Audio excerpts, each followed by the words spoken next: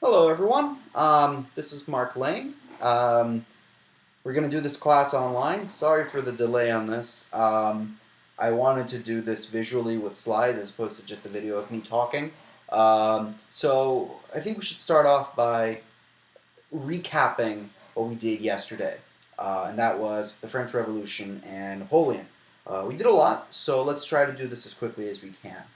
Um, well, first and foremost, as we saw, uh, the French Revolution and the American Revolution, almost ironically, have the same root cause, and that is the 7 Years' War. And what we notice about the 7 Years' War is that it's not necessarily the bloodiest war in European history. It's not the 30 Years' War. It's not what would become World War I or so on and so forth. But it is an extremely expensive war. And for a couple of reasons. For starters, because it's fought between newer modern states with civil servants and bureaucracies and older, more feudal, I put feudal-ish monarchies, and that's always extremely expensive. But most importantly, it's the first war that is fought globally because I think for the first time, every country has colonies. And so this is a war that is fought in Europe, it's fought in Asia, in Africa, and most importantly, it's fought in the Americas. And we saw the impact that that had on the American context. So, as we said, it leaves both England and France bankrupt at the end of this war. So even though England technically wins it, it's sort of a Pyrrhic victory. You can't really say that England truly won. But when discussing the French Revolution, we need to keep in mind the political context that was happening. And usually this gets blamed on Louis XVI and Marie Antoinette. And while they may have had their faults, as we saw in class, this is predominantly the fault of Louis XV, the king who fought in the 7 Years' War, and the king who, through his own mismanagement of the French system, really sort of sparked the fire that caused the French Revolution. France at the time was still very much an old-style monarchy with a very centralized absolute monarch. But let's look at the mistakes that Louis XV did. As we said, he tried to fight the British at sea and lost almost all of his navy. And then when the country was bankrupt and people were starving, he told the whole country, tighten the belt, while continuing to have fancy parties in his palace at Versailles. The situation got so bad that, if you guys remember, somebody actually tried to kill him and failed. I don't want to get into details of that because you know that story. But suffice it to say that by the time he dies and Louis XVI comes into power, it's already too late. But by the time Louis XVI does come into power, he realizes almost immediately that he's in over his head. And so for only the third time in French history, he summons the Estates General. And the Estates General is really a convocation of representatives of the three estates that formed up French society. At the time, class in France was sort of legally enforced. So you had the first estate, which was the clergy, the second estate, the nobility, and the third estate, everybody else. And in an Estates General, representatives from each of these estates were gathered together to discuss the future of the country. And at this Estates General, we noticed some issues in class. In particular, remember that the interests of the first and the second estate were functionally identical due to the feudal model of production that happened predominantly in rural environments. This meant that essentially the first and second estate agreed on practically everything. And the second biggest problem with this is that the third estate represented almost every single Frenchman, and yet we're only given a third of the votes.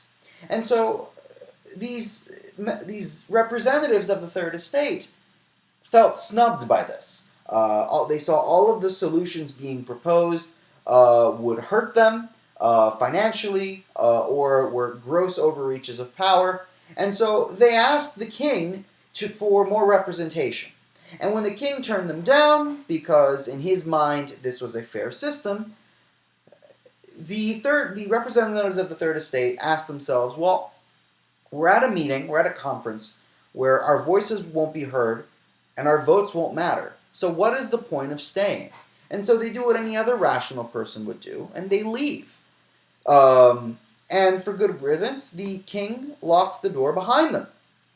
And so they find the closest room large enough to hold them all, the tennis court nearby. And at this tennis court, they take the tennis court oath. And they swear to reshape the future of France.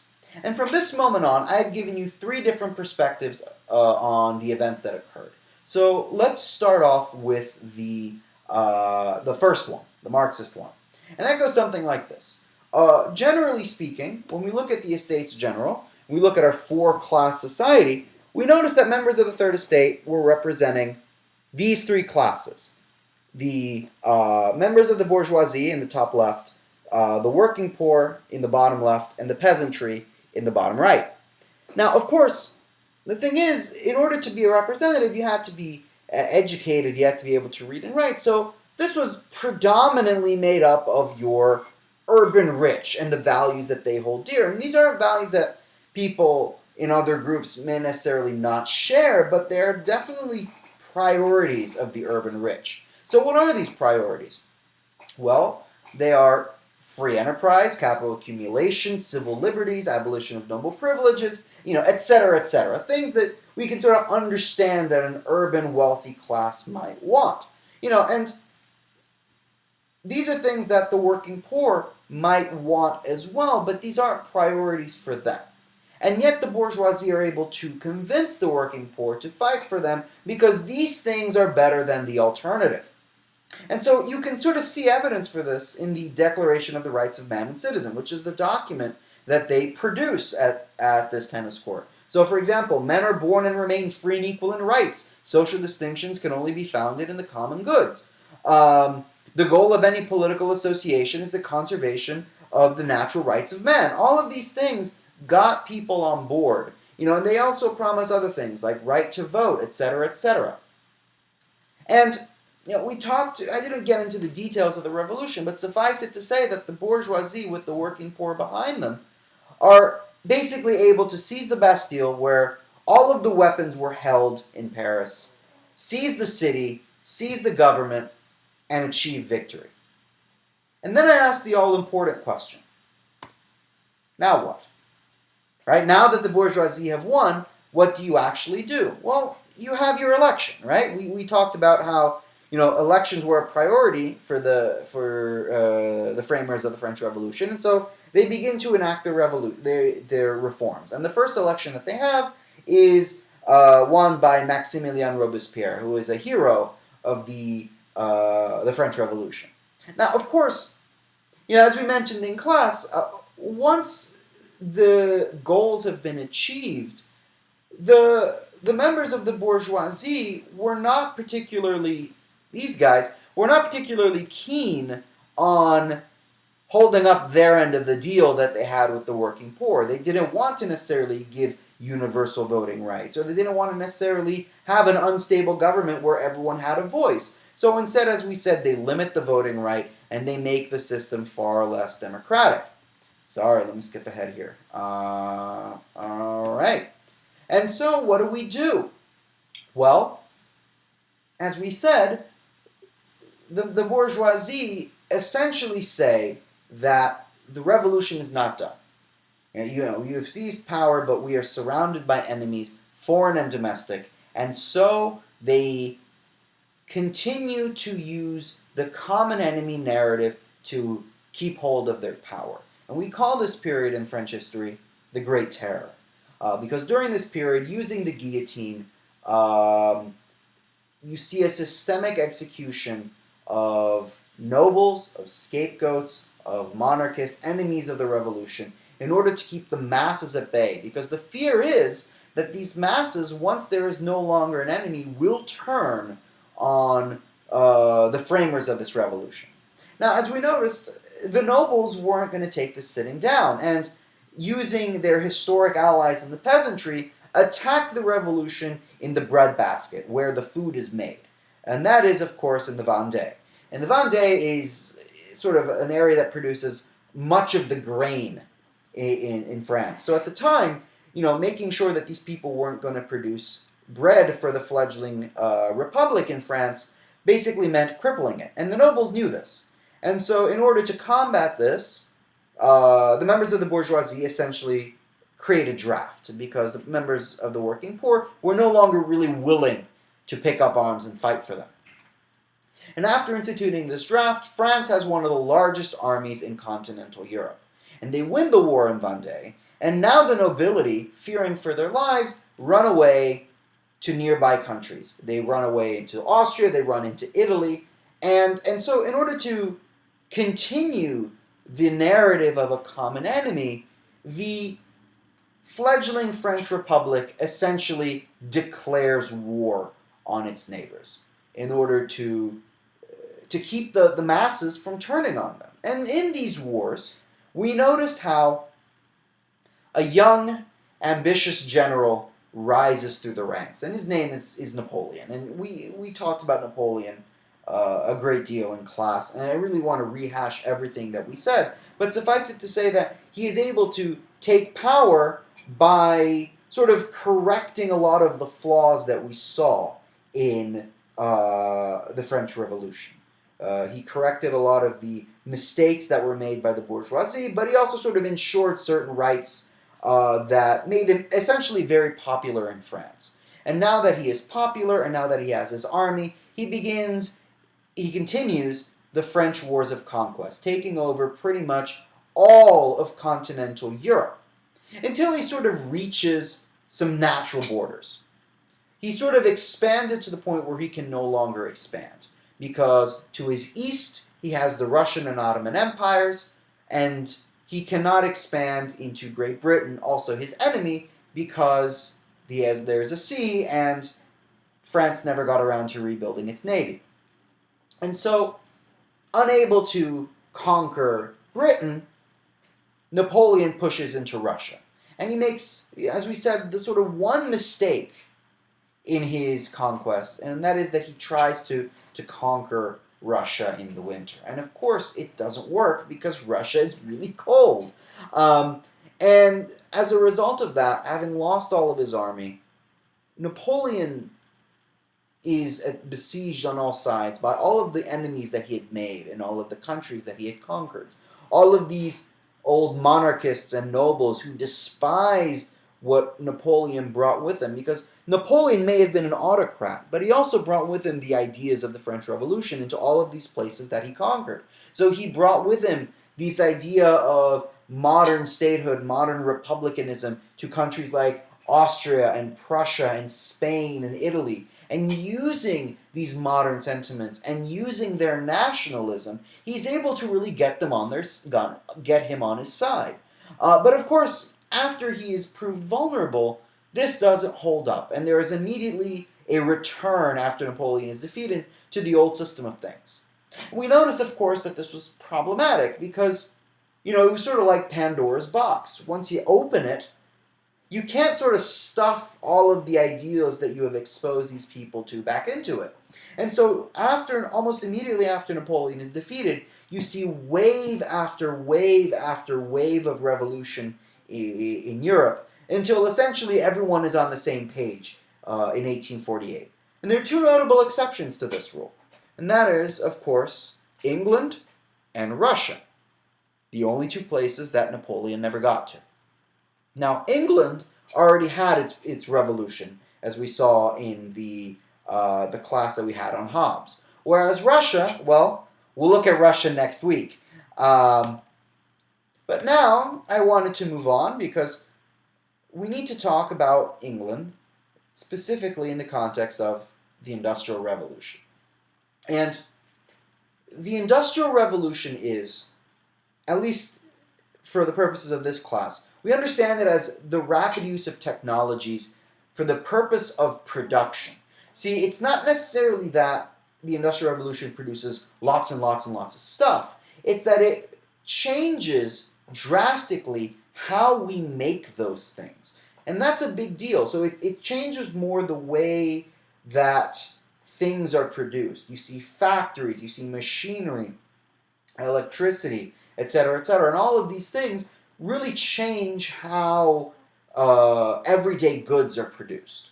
I like to say that to students, if you were to get a time machine, and you were to travel to in the middle of the Industrial Revolution, you would not have a lot of the creature comforts that you see nowadays, but you could sort of get by. Like, there were still things like, cars and roads and electricity. There were rudimentary versions of these things, but still you would see them. If you were to travel even 50 years prior to the Industrial Revolution, you'd see a completely different world. Now, as I hinted at before, this starts off as a predominantly English phenomenon. And there's a whole bunch of interpretations for this, and we're going to look at a couple of them right now. So here's a couple of them. So the first interpretation I want to give you is the Marxist interpretation. Now, these aren't in order of importance. These are just in order of, I have them in my notes. And for Marxists, England has its revolution, its bourgeois revolution, a full century before any other of the European states. So, think about this for a minute. America has its revolution in the 1700s, as does France. Every other European country sort of gets on board with the program after Napoleon in 1848.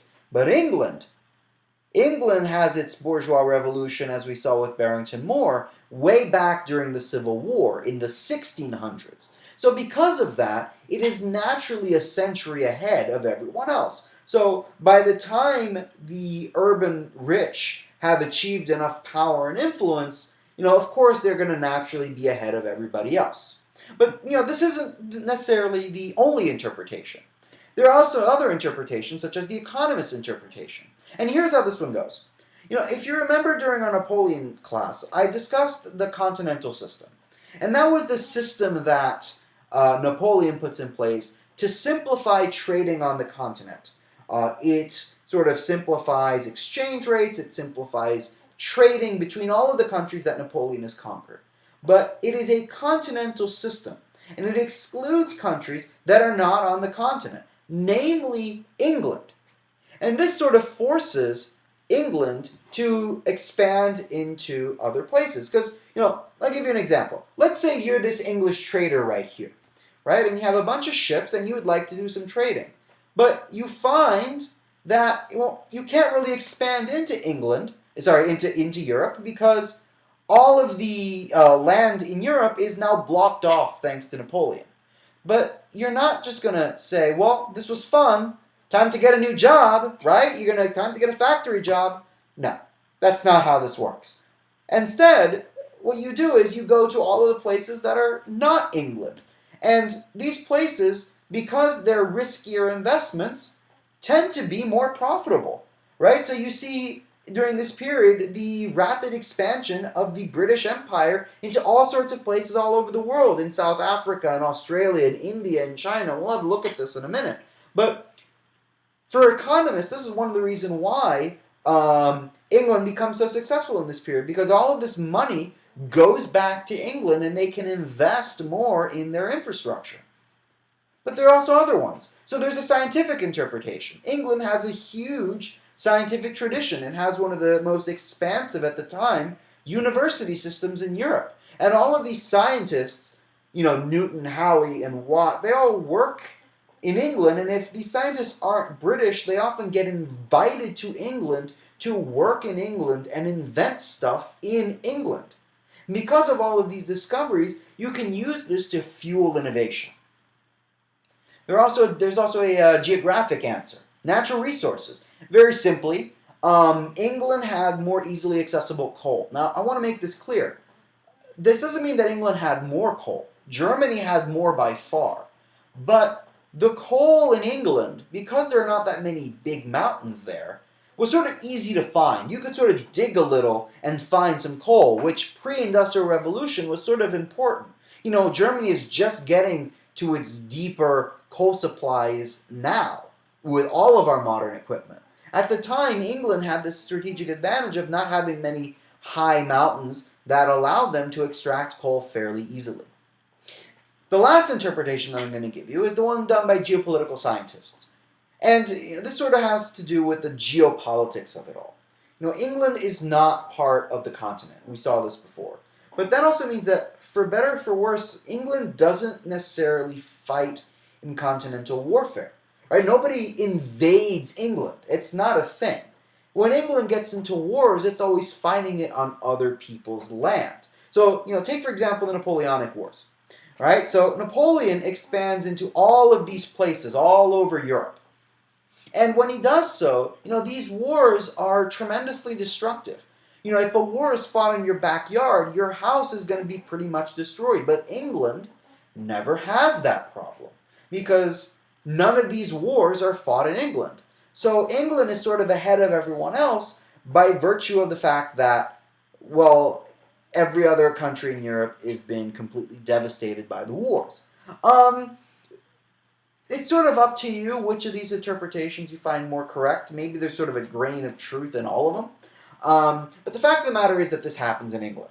And you sort of see in England what we saw happen violently in the American Civil War, which is sort of the destruction of the rural classes and the transition from a four-class society with urban and rural classes to a predominantly two-class society, where the only rich and poor classes that mattered were the bourgeoisie and the proletariat.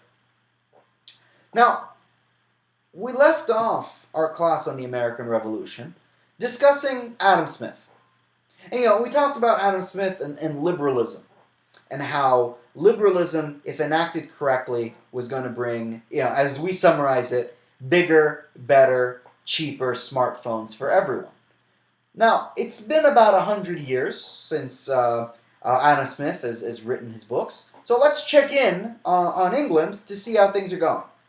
So this is the city where you live in. This is Manchester. This is your apartment complex. This is your room. Your entire family lives in this room. It's about 7 of you in a small room.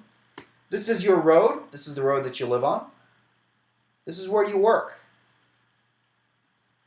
Of course, very egalitarian society. Women work too. It's so egalitarian, in fact, that young boys work as well, and so do young girls. This is the air that you breathe. And this is the food that you eat. What happened? Right? What happened? I mean, look, going back to all of this stuff, this isn't what we were promised. We weren't promised that we were going to live like this. What happened to bigger, better smartphones for everyone? Right? That was the promise of liberalism. What on earth happened? The answer is in the pricing model. So I have here a bag of Doritos Salsa Verde, also known as the best Doritos. And let's say, for the sake of argument, that these cost $1 in stores. Now, where does this number come from? A company doesn't necessarily make this up. There's a lot of thought that goes into this. So, I randomly chose these numbers, but generally speaking, this is sort of how this goes, right? So you have 30 cents of overhead. That is sort of the cost of your materials, your packaging, your shipping, etc. 50 cents labor into this $1, and then, of course, 20 cents of profit. And that's where this dollar comes from. Now, let's assume that another, let's say, inferior product shows up. All right, I won't knock you too much. Let's make it this one. All right? An inferior product enters the market, but it also costs 75 cents. And now, if you make Doritos Salsa Verde, you're a little screwed because people will tend to gravitate to the lower cost. And we said in our class on Adam Smith that this was ultimately a good thing, right? Competition was going to drive these costs down, but we didn't necessarily look at the cost of competition on everyday people. And so let's go back to our industrial pricing model and say, well, what can we cut here? Well, we can't necessarily cut our overhead. Our materials cost what they cost. And I have no real reason to cut my profit. And so, by definition, the only thing that I can cut is my labor costs. Try to reduce my labor costs. How am I going to do it? Well, this picture has it all. Produce in bulk. Produce many things at a time so that it is cheaper per unit. Use machinery. right? Because this machine will be more efficient, will save time, and it's cost effective. And of course, save money on actual workers, hire children, hire women. You can pay them less. See, here's the thing. Before the idea of a minimum wage, during the Industrial Revolution, a minimum wage was simply the smallest amount that I could pay you for you to feed yourself today, and then run out, so you are forced to come back to work for me tomorrow. That's what the minimum wage was during the Industrial Revolution. And, this is sort of where Karl Marx comes in, because, as we've seen, this is the capitalism that Marx is reacting to. And the world that Marx is reacting to is a world that is objectively terrible. It is objectively an awful world. And because of that, because this is the world that Marx is reacting to, you sort of get this misunderstanding that, Marx hates modern-style capitalism. That's not necessarily true, because he hasn't seen modern-style capitalism. The capitalism that Marx is reacting to is a capitalism that everyone, even the most ardent libertarian, will agree was awful if you are at the bottom end of the income scale. Now, I don't really want to get into a very detailed discussion of Marx, because that's something I'd rather do in person. There's a very good video by the School of Life on your syllabus that I recommend that you watch, and that has a lot of details on Marx. Instead, we're going to move on, because I've been working on this all day and I'd like to finish up. So, let's talk about imperialism. Sort of around the same time that all of this is going on, countries begin to expand all over the world. They begin to expand into South America, they begin to expand into Africa, they begin to expand into Asia. The scramble for Africa famously splits Africa amongst all of the European countries. And so in the latter half of the 19th century, all of these industrialized powers begin to rapidly expand their holdings all over the world. It's an era of quote-unquote exploration into quote-unquote unincorporated territory, because people definitely lived here. But because of the sort of attitudes of Europeans at the time, this was considered sort of a non-issue. I have two stories to tell you from imperialism before we move on. And the first one is the story of the Opium Wars. And sort of goes to show you what the mentality is, especially in a country like England. So, at the time, China was an ancient and storied empire in Asia. It was one of the biggest players in Asia and had one of the largest markets. And Britain wanted to have access to these markets, both in terms of acquiring materials and selling their goods. But the Chinese famously would not let them in. They shut off their ports to the Brits and said, we don't want to have you here in China. And the Brits, not willing to take no for an answer, come up with a very sort of shifty answer to this. And what they would do is they would produce opium in India and Sri Lanka and sort of smuggle it illegally into China, into these ports on the Chinese coast, and get everyone hooked on drugs. And then when they would come back, they would tell the Chinese government that, hey, we have a lot of drugs that we'd like to sell you. We have a lot of opium that we would like to sell you. And when the Chinese government said no, all of these ports full of people that were dependent on these drugs revolted. And in these conflicts, in the conflict, England found a pretense to declare war and seized these ports. This is sort of the attitude. That's emblematic of the attitude that the Brits have.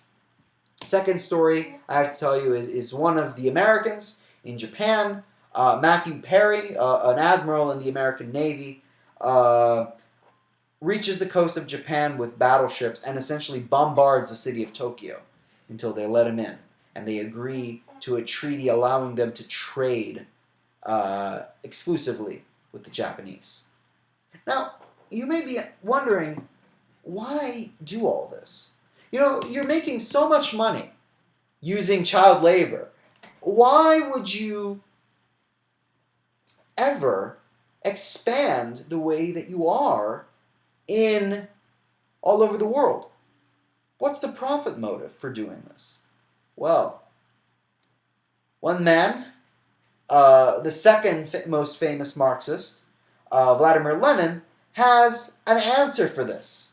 And he says that imperialism is really a natural result of industrial capitalism, but because of the dynamics of the situation that he describes, it may be the final stage of capitalism. Now, of course, history has shown it to be not true because we're all still around and we're all still capitalists. But it's an interesting perspective that historians, even non-Marxists, sort of accept as true.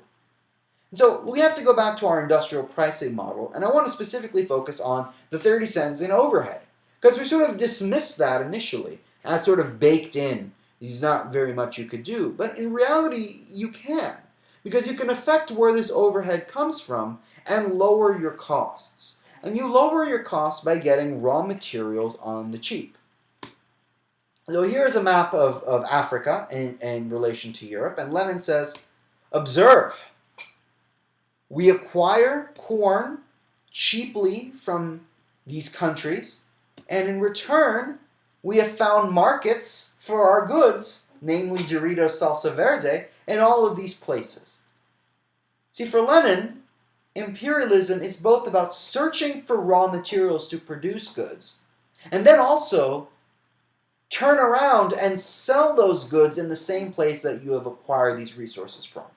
So an example of this might be India, right? So in a country like India, India produces tea, but India fell under the British sphere of influence. So tea was extracted from India, brought to the UK, turned into tea bags, Lipton, and then those tea bags were sold right back to India. That's sort of how this works. This is sort of the dual acquisition of resources and search for markets. But Lenin says there's a problem here. Because here's the thing. The engine of industrial capitalism demands that you constantly look for new places to expand into to sell your goods. Right? You need to constantly look for new places to sell your goods to continue to turn a profit. But there's a problem.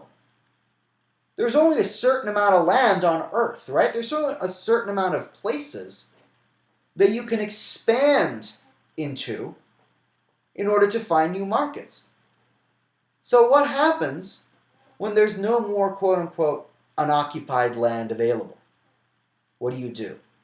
Do you sort of press the off switch on the factory wall and say, guys, it's been fun, back to the fields we go?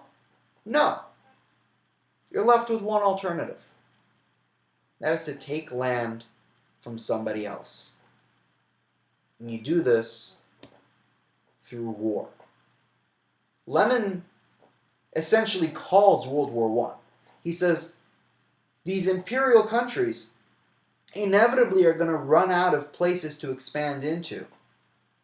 And because they can no longer afford to not expand, they will have to take land from their fellow European countrymen. And you do so through war. That war, of course, is World War I. And when we're able to discuss World War I next time, we will sort of discuss it further. Because there's definitely more to the story than what Lenin says. But for the time being, we sort of got into World War I, a very long discussion starting with the Industrial Revolution. I hope you've stuck with me. This is a sort of very bare bones lecture than what I would usually do in class. So please go over the readings, please go over the videos, and send me your feedback via email. You know where to reach me if you have any questions. All right, good night.